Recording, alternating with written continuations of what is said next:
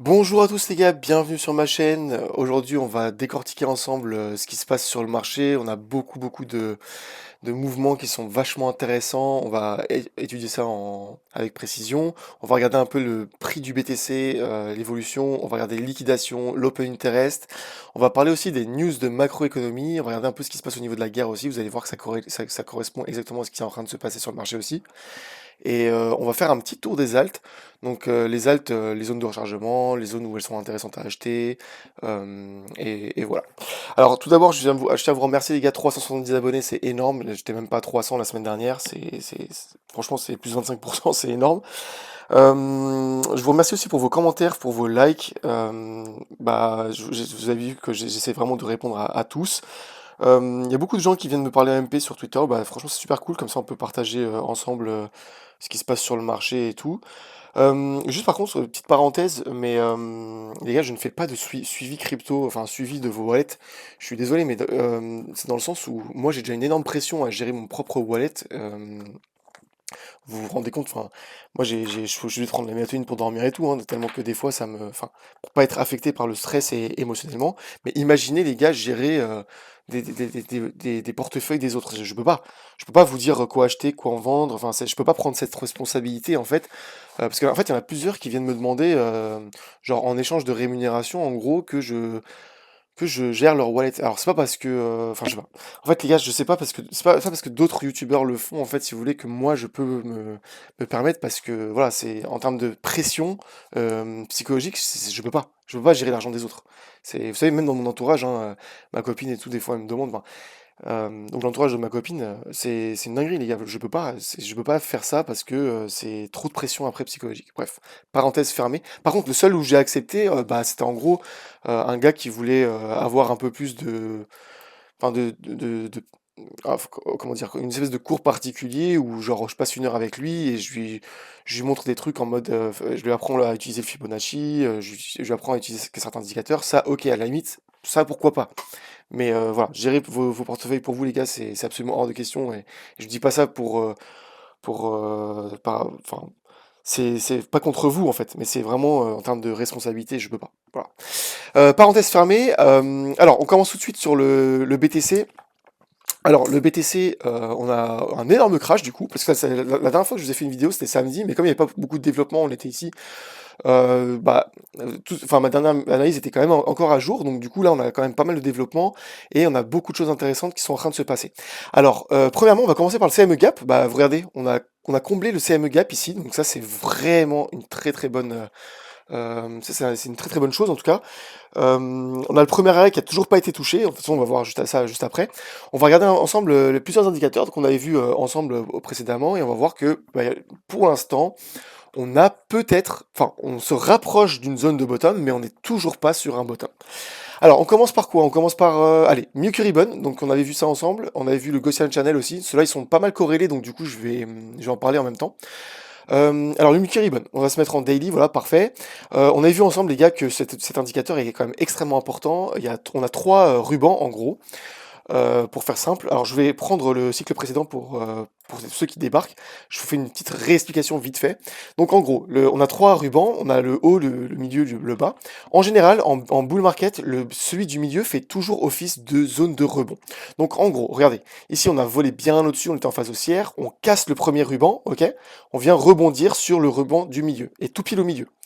Ensuite, on repart sur une phase haussière, on vient rebondir sur le ruban, et après on repart pour aller chercher un nouvel ATH, ok?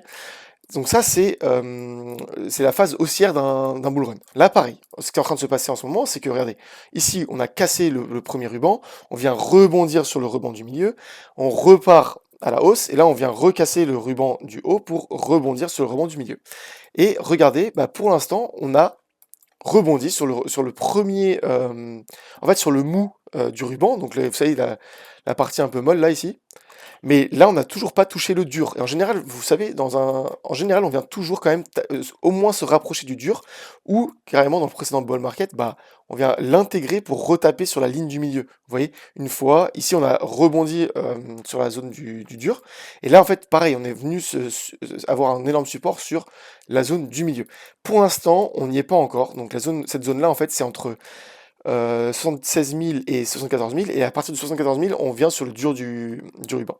Donc pour l'instant, on n'y est pas encore. On va voir un autre indicateur, c'était le Gaussian Channel, donc on va se mettre en weekly, donc tac, le Gaussian Channel, on va se mettre en weekly ici, tac, et on avait vu ensemble, donc même chose, même topo, c'est un autre indicateur qui est calculé complètement différemment, mais qui nous donne la même chose. En fait, on vole bien au-dessus lors d'une phase haussière, on vient rebondir dessus une fois, on repart à la hausse, on vient rebondir dessus une deuxième fois, on repart à la hausse pour aller chercher un nouvel ATH. Et bah là, même topo, regardez bien, on vole bien au-dessus sur une phase haussière, on vient rebondir dessus ici, là on repart sur une phase haussière, et là on vient se rapprocher du ruban. Et pour l'instant, vous voyez, on n'y est toujours pas encore. On n'a toujours pas touché. Donc du coup, attendez, je vais vous montrer, je vais zoomer pour qu'on voit un peu plus. En fait, le ruban, il se situe à 73 000. Donc 73 000, et je pense que si jamais bah, on prend une week de plus, donc une semaine de plus, là, tac, on sera plus aux alentours de 74 000. Donc pour l'instant, bah, on n'y est toujours pas. Et tant qu'on n'a pas touché, je reste prudent quand même, et on se dit que on n'a pas encore potentiellement touché un bottom là-dessus. Alors un autre indicateur, donc c'était le premier arrêt. Premier arrêt, donc je recommence vite fait l'explication, ce sont ces 15 secondes. Donc regardez bien. Donc vous tracez votre Fibonacci, vous le tracez jusqu'à un sommet, on va prendre le sommet précédent par exemple. Et bien vous voyez qu'en bull run, on ne casse jamais le premier arrêt. Le premier arrêt, c'est les 0,38,2 qui se situaient ici, sur la dernière phase, à 51 000. Vous voyez, on vient rebondir dessus une fois, deux fois, et on est reparti à la hausse. Tant qu'on ne casse pas le premier arrêt, donc le 0,38,2, on n'est pas en bear market. Là, eh ben, on le retrace par rapport à notre plus haut actuel. Et ben, le premier arrêt, qui est au 0,38,2, il se situe à 73 800, donc quasiment 74 000. Et vous regardez, on n'y est toujours pas allé. On est en train de se diriger vers, mais on n'est toujours pas allé. C'est marrant parce que tous ces indicateurs-là, je vous en parlais alors qu'on était ici, là. Vous regardez mes vidéos d'il y a 2-3 semaines, on était au 99 000 et je vous disais, les gars, attention, parce que le premier arrêt se situe ici, on va être magnétisé. Et là, on est en train d'y être, on est en train d'être vraiment aspiré vers cette target-là. Donc potentiellement, on est proche d'une zone de bottom, mais la zone de bottom qui sera pour moi posée, potentiellement, parce qu'après on sait pas, hein, ça se trouve on va faire un leg down et puis on va le casser, mais j'espère pas. Mais normalement, on est toujours en bull run et la zone de rebond, elle se situe aux alentours de 74 000. Alors, d'autres indicateurs qu'on avait vus ensemble, c'était, donc ça c'est pour évaluer un reversal, c'était le Miyuki Wave. C'était pas le Ribbon, c'était le Wave celui-là. Alors on va le mettre ensemble. Voilà. Donc, alors cet indicateur, alors il y avait un truc que je vous avais pas expliqué. Alors juste par contre, je vais le nettoyer un peu. Enlever l'ATR pour que ce soit un peu plus lisible pour vous. Tac. Ok. Alors regardez bien le Milky Wave. Alors là, on a d'énormes vagues, vous voyez, en weekly, qui nous servent de support en bull run et de résistance en bear market. Alors regardez bien. Le ruban se constitue de plusieurs niveaux. Et vous voyez là, vous avez niveau 1, niveau 2, niveau 3, niveau 4. Alors, regardez bien, à chaque fois, chaque ruban sert réellement d'un support. Regardez bien, ici par exemple, le ruban ici, le premier ruban, donc le haut du ruban, a fait support ici une fois, deux fois, trois fois. Et une fois qu'on l'a cassé, on va chercher le support du ruban suivant. Donc là, c'était le ruban, le second ruban qui se situait au 29 000. On a rebondi sur le 29 000, après on est reparti à la hausse, ok? Et bien là, si on regarde bien, le bas du ruban, regardez, le bas du ruban du haut, on l'a clairement cassé. Donc ça, on peut plus s'en servir comme support. Mais par contre, le second ruban, donc qui se situe ici, il nous amène vers où? Vers 74 000. Encore une fois, c'est une dinguerie parce que plusieurs indicateurs nous indiquent plusieurs targets. Donc si jamais on ne casse pas le second ruban ici, on est toujours en bull market. Autre chose qui pourrait indiquer un bear market qu'on n'a toujours pas d'affiché, et d'ailleurs il l'affiche bien à l'avance, et ben c'est la trendline en haut là, donc vous voyez le haut du ruban, en fait la ligne bleue vif. Lorsqu'elle passe au rose, là les gars vous pouvez en short les yeux fermés. Vous voyez ici là, quand on était là par exemple, attendez je vais vous mettre comme ça on voit pas la suite. Regardez, lorsqu'on était ici, bah, un indicateur qui pouvait nous indiquer qu'on était, ça y est, on était en bear market, c'est que le ruban flippe au rose. Il apparaît en rose. Pour l'instant, on n'a toujours pas eu ce flippening. Donc, pour l'instant, on ne peut pas dire qu'on est en bear market et on va être amené potentiellement à aller chercher le bas du second ruban, ici, pour aller tenter une tentative haussière. Enfin, un rebond. En tout cas, c'est un reversal. On va se mettre en daily pour voir quelles sont les résistances. Et ben, en daily, il nous indique une résistance au niveau des 91 000. Donc tant qu'on casse pas les 91 000, d'ailleurs 91 000 ça correspond à au début en fait, regardez, oh, c'est une dinguerie.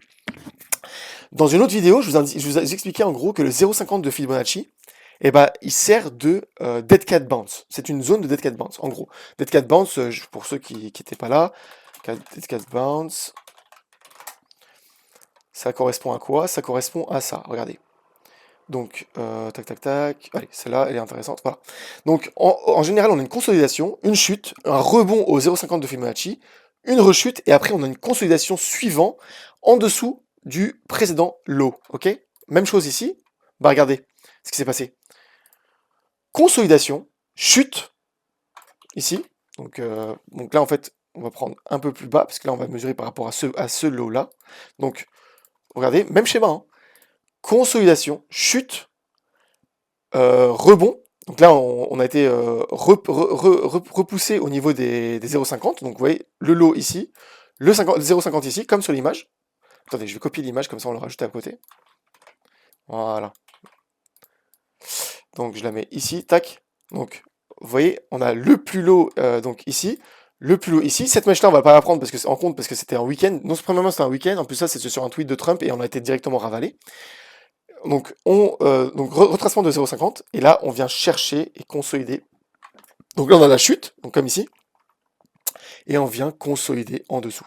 Et ça nous ramènerait vers quoi? Regardez, au 74 000, 75 000. Même chose. Donc vous voyez, c'est pas... En fait, c'est plusieurs indicateurs qui nous indiquent exactement la même chose. En fait, tous ces indicateurs-là, ça sert à quoi? Ça sert à... Regardez, je sais pas si vous avez déjà vu une lunette de sniper, en gros, comment c'est... Là, vous allez me dire, mais de quoi, pourquoi il me parle de Call of Duty? Regardez bien.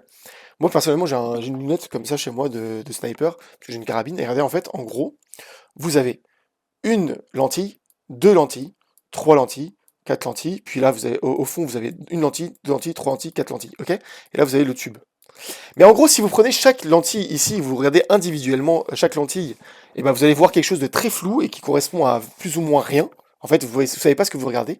Mais par contre, bah, quand vous alignez chacune des lentilles, et ben ça vous permet de voir non seulement extrêmement loin, donc à l'avance, mais de manière extrêmement précise. Et ben considérez en fait que sur le marché, chaque indicateur est une lentille. Si vous prenez un indicateur tout seul, vous n'allez pas savoir qu'est-ce qui vous indique en fait. Vous n'allez pas comprendre ce qui vous indique. Mais par contre, si vous le combinez à plusieurs autres indicateurs, et ben vous aurez une target précise et claire de là où on se dirige. Et ça fait au moins 3 semaines, les gars, que je vous dis, même plus qu'un mois, que je vous dis vers où on se dirige. Ça fait tous ceux qui me suivent, les gars, vous savez que je vous dis, on va vers les 73 000, et bah, tout le long de la chute, on n'est pas paniqué. Pourquoi? Parce qu'on sait exactement où est-ce qu'on se dirige. Là, je vois sur Twitter, les gars, ils sont en panique, c'est un truc de ouf, ça, c'est la fin du monde. Et en plus de ça, vos émotions, les gars, elles sont toujours amenées à être extrapolées. C'est-à-dire que on monte à la hausse, ça y est, on part faire un Bitcoin à 1 million de dollars. Mais par contre, si on fait une petite chute, ça y est, Bitcoin part à zéro. Mais ça se passe pas comme ça. Et en plus, en bull run, regardez, même si on descend à 73 000, ça nous ferait une chute de combien? 35%. Mais regardez au bull run précédent. Là, qu'est-ce qu'on a eu comme chute? Moins 31%. Voilà. Là, pareil, on a même eu, avant de faire un nouvel ATH, regardez, on a une chute de combien? De moins 54%, vous voyez? Donc en bull run, c'est totalement normal d'avoir, et pour moi d'ailleurs, on est dans une configuration un peu comme ça. Donc là, tout le monde voit de moins 30%, c'est la fin du monde. Mais non, les gars, dans un bull run, on peut avoir des retracements de ouf. C'est totalement normal. Regardez, ici, on a eu combien de retracements? 22%. On a des retracements qui sont quand même assez conséquents. Ici, bah, moins 20%. Et d'ailleurs, ça s'est fait en une seule journée. C'est totalement normal. Ici, on a eu un retracement de combien? 32%. D'ailleurs, j'ai même pas pris jusqu'à... Là, ça fait même plus. Hein. Si jamais je prends le plus haut, le plus bas, 32%. Et là, on est en train de retracer jusqu'au premier arrêt à 30%. Non, même plus, un peu plus. Voilà, 33%. Donc, les gars, no panique. On sait où on se dirige et on sait vers où on va. ETH. Alors, ETH, ah ouais, mais ça fait déjà 15 minutes. ETH, bah là, on est en plein dans sa zone de rechargement. Pour l'instant, ce que je vous avais dit, les gars, c'était quoi? C'était que on avait une zone de rechargement qui était, tac, juste là, ici, donc 0,618 à 0,790, on est en plein dedans. Donc là, le niveau à surveiller, c'est 1600 $ à peu près. Et pour moi, en fait, on va consolider dans la zone de rechargement, et puis après, on va repartir à la hausse pour aller chercher les liquidations. Alors là, on va passer aux liquidations, du coup, maintenant. Liquidation et open interest. Alors ça, il y avait des choses qui étaient extrêmement importantes, regardez. Donc liquidation, donc ça sur le BTC, donc là on a toutes les liquidations. Vous voyez qu'il y a qui commencent à bien s'accumuler au nord, mais regardez, en fait, les liquidations qui sont ici, le cluster là, on l'a pas terminé. Regardez bien, on a des liquidations, des clusters de liquidation qui descendent jusqu'aux 74 000 et qui sont encore importantes. Tant que c'est en jaune, en fait, c'est amené à être liquidé à un moment. Ces liquidations-là, potentiellement, j'espère que on ira les voir qu'en bear market, mais les liquidations ici, en tout cas, elles sont amenées à être retravaillées, c'est évident, et elles sont aux 75 000 et ça descend jusqu'à 73 900, donc à peu près 74 000. Au niveau de TH, on a fini ce cluster-là, donc ici, qui était extrêmement défendu d'ailleurs, mais on a même fait ce mini cluster-là. Mais le problème, en fait, c'est que les gars, ici, on peut pas savoir ce qu'il y a en dessous. C'est ça qui est super chiant avec CoinGlass, et malheureusement, pour avoir la suite, il faudrait voir sur Glassnode, et le Glassnode, c'est un abonnement à 10 000 balles par mois, donc moi, malheureusement, les gars, je suis pas... Enfin, c'est 10 000 euros par an. Mais voilà, pour moi, c'est quand même conséquent. Je préfère mettre 10 000 balles en crypto que payer ça pour l'instant. Alors, les news macroéconomie, on va regarder ça ensemble. Donc, regardez, ça c'était un truc hyper intéressant. C'était pour vous dire que les gars, on n'est pas les seuls à chuter. Sur le S&P 500, sur la chute du BTC, là en ce moment, eux, ils ont eu 5 trillions de dollars, enfin, un trilliard de dollars en 13 jours. Donc vous voyez, nous, on a eu une petite chute comme ça, mais 5 trilliards, c'est comme si on avait liquidé l'intégralité du Bitcoin 3 fois. C'est une dinguerie. C'est absolument énorme. Donc en fait, là, on a une énorme chute, mais regardez, ça se limite pas uniquement au BTC. Là, tous les marchés sont en train de crash. Nvidia qui perd 16%, Google 13%, Meta 16%. Mais je sais pas comment vous dire, les gars, c'est énorme. Ça, sur le marché classique, c'est monstrueux. Amazon, moins 20%, Tesla, moins 36%. Enfin voilà, c'est un carnage sur l'intégralité, mais pourquoi tout ça c'est drivé en fait par les news? Alors ça c'est juste un truc où je vous disais je vous l'ai montré tout à l'heure mais c'est pas grave, c'est le bear trap. Donc pour moi en fait on est à peu près ici, j'espère, et sinon clairement on est en train de capituler. Donc on est soit ici, mais pour moi je privilégie ce scénario-là. Alors ça c'est une petite news intéressante, c'est que pendant que vous êtes en paniquer, regardez, les gros poissons sont en train de se gaver de BTC. Il y a de moins en moins d'exchanges, et là on est en train de faire un all-time low des bitcoins disponibles sur les exchanges. C'est-à-dire que depuis le début du BTC, il n'y a jamais eu aussi peu de BTC disponibles sur les exchanges en circulation. Donc tout nous amène à croire que dans les prochaines semaines, prochains mois, on va avoir un supply shock. C'est un truc qui s'appelle le supply shock, je vous invite à regarder ou à demander à ChatGPT ce que c'est. C'est lorsqu'il y a beaucoup trop peu d'offres en circulation pour beaucoup plus de demandes, et là ça crée une accélération du marché qui est absolument verticale. Alors une des news qui drive le marché en ce moment, c'est évidemment ce qui est en train de se passer en Ukraine. Donc en fait, vous voyez bien que le gouvernement de Zelensky, pour l'instant, il est absolument pas en recherche de la paix. Il est en fait, il est en recherche d'une guerre éternelle entre guillemets. Ils veulent se battre clairement jusqu'au dernier Ukrainien. Et en fait, ça crée énormément incertitudes qui nous amènent vers des crashs. Merde, c'est comment pour vous mettre? Voilà, c'est ça. Qui nous amène en fait vers un crash total même des marchés classiques. En fait, ça c'est une incertitude. Et tant que nous n'aurons pas de, de paix en Ukraine, tant qu'on n'aura pas déterminé ce qui est en train de se passer en ce moment en Arabie Saoudite, donc là ils sont en train de négocier la paix, tant qu'on n'aura pas un signal clair que ça y est, on a la paix, et qu'ils ont signé la paix, et on n'aura pas de reprise haussière. C'est pour ça que Trump, en fait, en ce moment, est en train de se démener pour forcer et tordre le cou à l'Ukraine pour qu'elle signe la paix. Parce qu'en fait, Trump, c'est un businessman, les gars, il en a rien à foutre des guerres, c'est pas comme Biden, comme Obama, c'est pas des va-t-en guerre qui veulent faire la guerre à tout prix. Parce que si vous regardez, en fait, Obama, Biden, etc., ils ont déclenché que des guerres un peu partout dans le monde, dans le monde, hein, au Moyen-Orient, en Afghanistan, etc., en Irak. Et Trump, lui, c'est un businessman, et en tant que businessman, c'est quelqu'un qui a compris qui sait que la guerre n'amène que le crash des marchés financiers, et c'est pas bon pour l'économie. Donc qu'est-ce qu'il fait? C'est qu'il est en train de forcer la guerre dans le monde entier à tout prix. Donc là, cette nuit, lorsqu'on a crash, regardez, si je mets en heure, et le crash, il a eu lieu quand? Regardez. Cette nuit, on était aux alentours de entre 20h et 21h, ici là. Et en fait, là, on était reparti pour retracer un peu la hausse. Et vers minuit, on a complètement crash, et j'étais devant mes écrans, et c'était une dinguerie parce que tous les canagrammes mettaient en même temps l'alerte comme quoi l'Ukraine a balancé 360 drones sur Moscou. Et en plus de ça, ils visent pas des cibles militaires. Vous voyez, enfin, quand ils vont sur Moscou, ils visent des immeubles résidentiels. Et en fait, à ce moment-là, ça montrait quoi? Déjà qu'on était en incertitude, ça a enfoncé encore plus le marché et c'était la news qui a suffi à combler le CME Gap. Et ça, en fait, ça nous a enfoncé cette nuit à 73 000 et j'ai vu qu'il y avait énormément de gens qui s'étaient fait liquider. Donc la chose à surveiller, les gars, c'est qu'est-ce qui va se passer là sur la table ronde en Arabie Saoudite.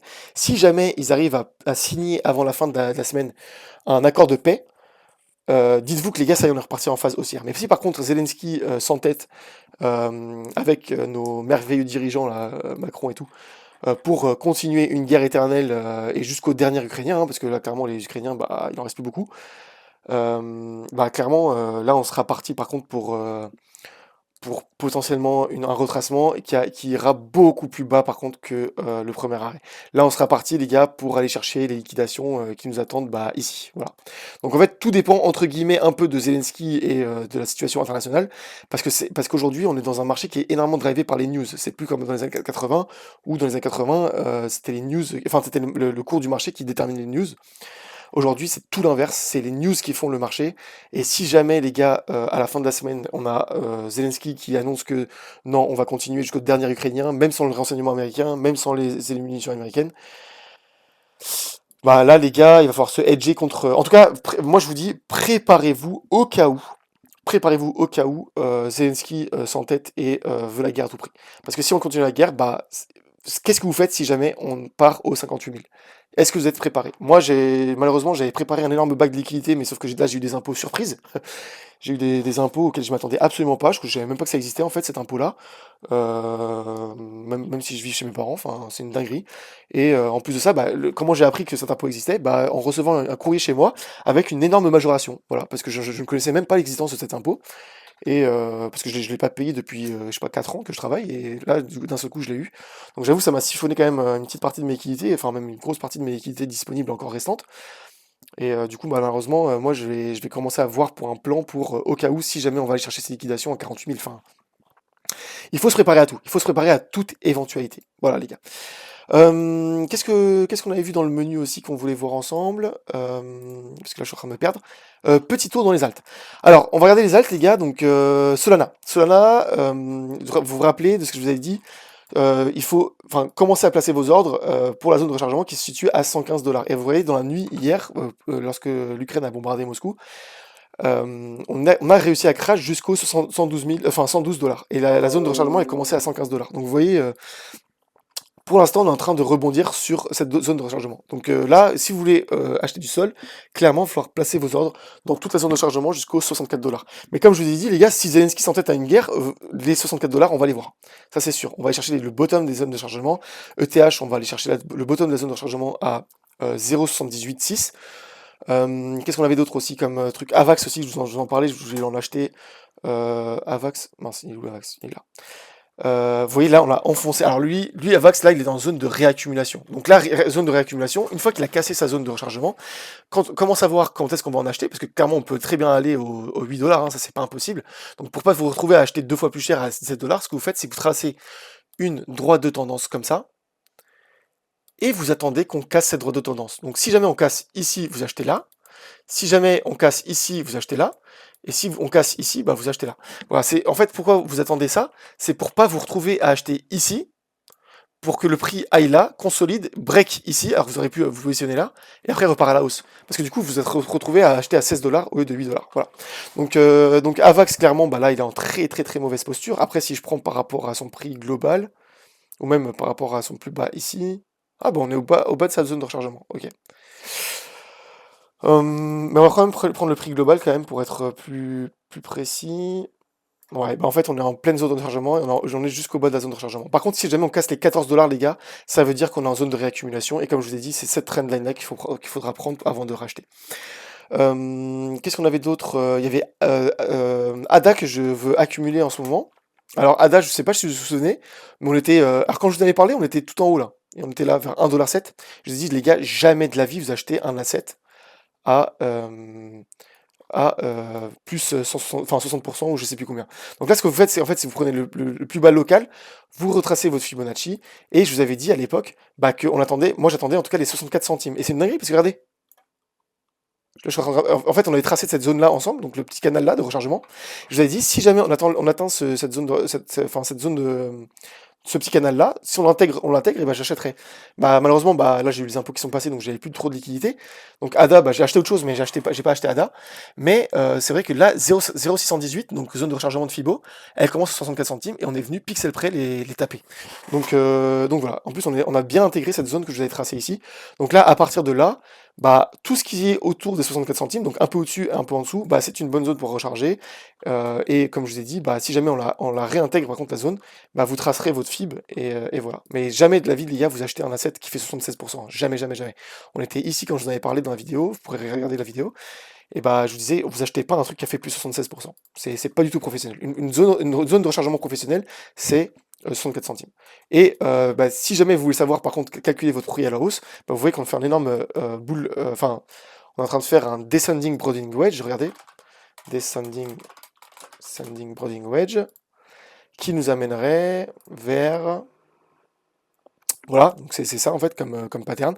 Et si on calcule le prix à la hausse, ça nous amènerait tranquillement vers à la prochaine phase haussière, au 4,32$ pour Cardano. Ce qui est vraiment pas impossible, surtout si les États-Unis commencent à le prendre en tant que réserve stratégique. Voilà, je vais m'arrêter là parce que 26 minutes ça fait quand même beaucoup. J'espère que ça vous a plu. Mettez-moi un petit coup de pouce bleu s'il vous plaît, ça me ferait énormément plaisir. Et puis un petit commentaire aussi pour me dire ce que vous faites, comment vous préparez votre baisse ou comment vous préparez vos rechargements. Et vous inquiétez pas les gars, si vous êtes en train de paniquer et que vous vous sentez pas bien en ce moment, bah moi je me fais enfoncer comme never, hein. Attendez, je vais vous montrer, hein, tous mes assets se font déglinguer les gars, c'est normal, à part mes trois premiers là. Ah quoique non, un quart je me suis complètement déglingué, mais à part XRP, BNB, ETH, ah oui, AV aussi. Mais tout le reste les gars, je me fais déglinguer. Cake, j'ai acheté à 18$, entre 18$ et 4$. Donc clairement je suis absolument pas en profit. Move, bon ça je l'ai gratuit. Mais Theta, je l'ai acheté à 1$, j'étais à x2 et demi. Et là, je suis repassé en perte à moins 20%, c'est une dinguerie. Compound, je suis en perte. CKB, bah, je suis carrément en perte. En plus, j'en avais acheté énormément. Je suis à moins 50% sur celui-là. Là, je suis à moins 30%. Algo, moins 20%. Usage gratuit. IO, oh là là, IO. J'en ai acheté à 3$, les gars, pour vous dire. Qu'est-ce que j'avais acheté d'autre? GLD, bah là je suis à moins 60%. Donc voilà, tous mes assets les gars, je me fais éclater ma race, c'est normal, mais lorsqu'on repassera sur une phase haussière, bah on sera en profit, ne vous inquiétez pas. Voilà, donc j'espère que ça vous a plu, mettez-moi un petit pouce bleu et je vous dis à la prochaine les gars. Ciao ciao.